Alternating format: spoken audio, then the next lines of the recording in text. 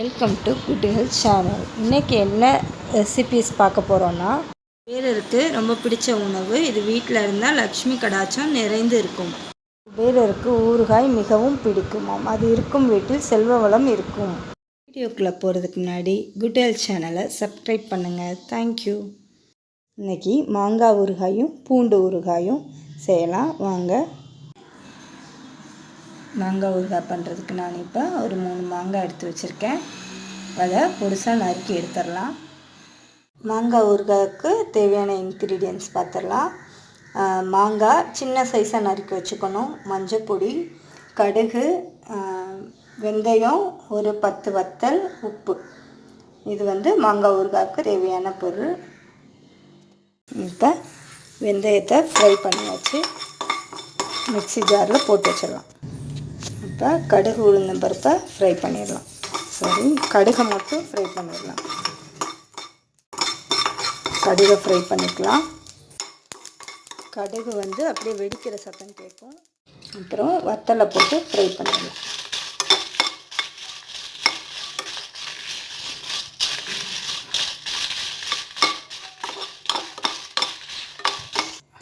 வத்தலையும் fry பண்ணியாச்சு. இப்போ மாங்காய் கூட நம்ம உப்பை போட்டு மிக்ஸ் பண்ணி வச்சிடலாம்.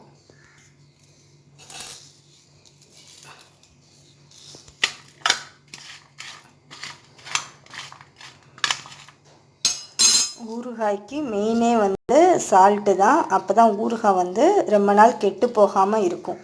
சால்ட்டை விட கல் உப்பு போட்டிங்கன்னா அது இன்னும் ரொம்ப நாள் கெட்டு போகாமல் இருக்கும். இப்போ மிக்ஸி ஜாரில் இதெல்லாம் போட்டு அரைச்சி எடுத்துகிட்டு வந்துடலாம். இப்போ அரைச்சி எடுத்துகிட்டு வந்துட்டேன். ரொம்ப மையாக அரைக்கணும் இல்லை, கொஞ்சம் குறைன்னு அரைச்சிட்டு வந்துடலாம். அப்போ தான் ஊறுகாய்க்கு அது டேஸ்ட்டாக இருக்கும். இப்போ மாங்காய் ஊறுகாய் செய்ய நல்லெண்ணெய் கொஞ்சம் ஊற்றிக்கலாம். கடுகு போட்டுக்கலாம். கடுகு வெடித்த உடனேயும் கருவேப்பிலை போட்டுடலாம். அப்புறம் மாங்காயை போட்டு நம்ம ஃப்ரை பண்ணிக்கலாம்.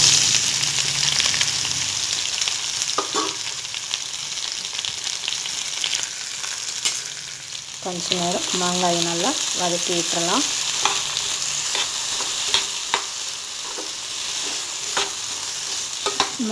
ஊறுகாய் அப்படின்னாலே எல்லார் வீட்லேயும் கம்பல்சரி இருக்கணும். ஏன்னா ஊறுகாய் குபேரருக்கு பிடிச்ச ஒரு உணவு.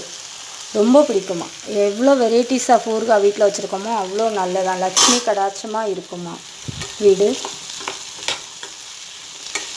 அதனால் முடிஞ்ச அளவுக்கு வீட்லேயும் ஊறுகாயை செஞ்சு பேக் பண்ணி வச்சுக்கோங்க. கடையிலலாம் எப்படியும் கெமிக்கல்ஸ் ஏதாவது சேர்த்து தான் வச்சுருப்பாங்க. அதனால் நம்ம வீட்டிலையே செய்கிறதுலாம் இப்போ மாங்காய் சீசன் தான். தாராளமாக வாங்கி நம்ம செஞ்சு ஸ்டோர் பண்ணி வச்சுக்கலாம். கெட்டு போயிடும் அப்படின்னு நினைக்கிறவங்க ஃப்ரிட்ஜில் கூட நம்ம ஊறுகாய் செஞ்சு ஸ்டோர் பண்ணிக்கலாம். மஞ்சப்பொடி கொஞ்சம் சேர்த்துக்கலாம். மாங்காய் நல்லா வதங்கி கொஞ்சம் குழையிற ஸ்டேஜுக்கு வரட்டும். அப்போல இந்த நம்ம அரைச்சி வச்ச மசாலா ஐட்டத்தை சேர்த்துடலாம். இப்போ மாங்காய் கொஞ்சம் குழஞ்சி ஃப்ரை ஆகி வந்துருச்சு. இதில் நம்ம இப்போ மசாலா பொடி சேர்த்துடலாம். ஊறுகாயில் மட்டும் எந்த வித லைட்டாக கூட தண்ணி பற்றவே கூடாது. அப்படி பட்டுச்சுன்னா கெட்டு போயிடும். இப்படியே கொஞ்ச நேரம் ஃப்ரை ஆகட்டும். அந்த வத்தல் அந்த ஸ்மெல்லாம் போகிற வரைக்கும் கொஞ்சம் ஃப்ரை பண்ணிக்கலாம். அதுக்கப்புறம் ஆயில் ஊற்றிக்கலாம். இந்த மாங்காய் ஊறுகாயில் கொஞ்சம் தண்ணி எண்ணெய் ஊற்றிக்கலாம். ஃபுல் அண்ட் ஃபுல் நல்லெண்ணெய் யூஸ் பண்ணுங்கள். அப்போ தான் நல்லது.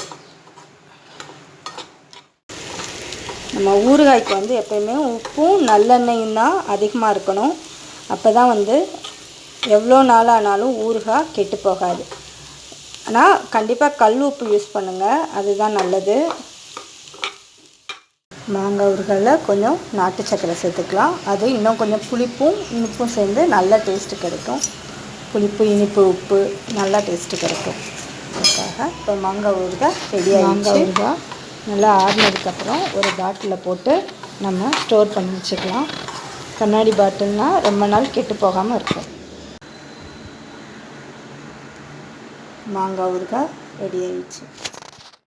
இப்போ பூண்டு ஊறுகாய் எப்படி பண்ணலான்னு பார்க்கலாம் வாங்க. பூண்டை போட்டு நல்லா நம்ம அரைச்சிட்டு வந்துடலாம். இப்போ பூண்டை நல்லா அரைச்சிட்டு வந்தாச்சு. மையாவும் முடிஞ்ச அளவுக்கு தண்ணி ஊற்றாமல் தான் அரைக்கணும். அப்போ தான் ஊறுகாய் கெட்டு போகாமல் இருக்கும். ஆயில் கொஞ்சம் ஊற்றிருக்கேன். இதில் நல்லா ஃப்ரை ஆகட்டும். ஸ்மெல் போகிற வரைக்கும் இது ஃப்ரை ஆகிறதுக்குரிய சால்ட்டு போட்டுடலாம்.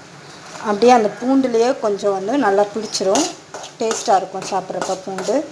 அதனால் ஊறுகாய் கொஞ்சம் ஃப்ரை பண்ணி விட்டுக்கிட்டே இருக்கணும். இல்லைன்னா நம்ம அந்த நம்ம விழுதா போட்ட பூண்டு பிடிக்க ஆரம்பிச்சிடும்.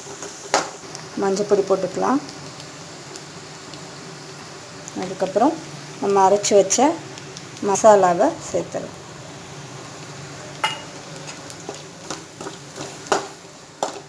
கொஞ்சம் நேரம் சிம்மிலே வச்சு நல்லா வதங்க விட்டுறலாம். ஆனால் லைட்டாக கிண்டி விட்டுக்கிட்டே இருக்கணும்.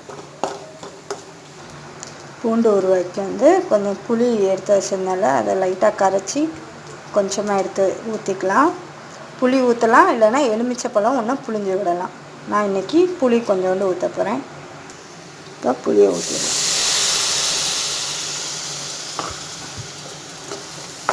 கொஞ்சம் அப்படியே வதங்கி வெள்ளைப்பூடும் கொஞ்சம் நல்லா வேகட்டும். வெந்தோடனையும் லாஸ்ட்டாக கொஞ்சம் நாட்டு சக்கரை போட்டு இறக்கிடலாம். இப்போ ஊறுகாய் பார்த்தாலே தெரியும், நல்லா எண்ணெய்லாம் தனியாக பிரிஞ்சு வந்திருக்கு பாருங்கள். கொஞ்சம் வெள்ளைப்பூடை டேஸ்ட்டு பாருங்கள். வெந்துருச்சுன்னா லைட்டாக ஆயில் ஊற்றி கொஞ்சம் நாட்டு சக்கரை சேர்த்துட்டு நம்ம இறக்கிடலாம். சிம்மிலே தான் வச்சுருக்கணும்.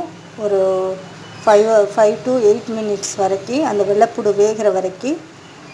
இப்போ வெந்துருச்சு. நான் நாட்டு சக்கரை சேர்த்துக்கிறேன். எல்லா ஊறுகாய்க்குமே நாட்டு சக்கரை போடுங்க, டேஸ்ட்டாக தான் இருக்கும். கொஞ்சம் ஆயில் ஊற்றிக்கலாம்.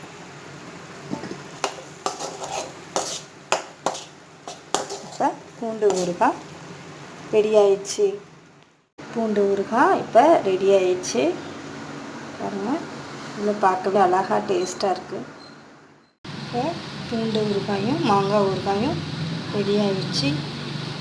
உங்களுக்கு பிடிச்சவங்க எங்கள் சேனலை சப்ஸ்கிரைப் பண்ணுங்கள், லைக் பண்ணுங்கள், ஷேர் பண்ணுங்கள், அண்ட் பெல் பட்டனை ப்ரெஸ் பண்ணுங்கள். தேங்க்யூ.